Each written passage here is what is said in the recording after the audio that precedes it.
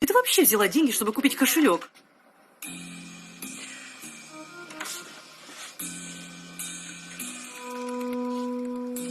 Ты... Нет, ты же этого не делала, да? Эй! Твою ж...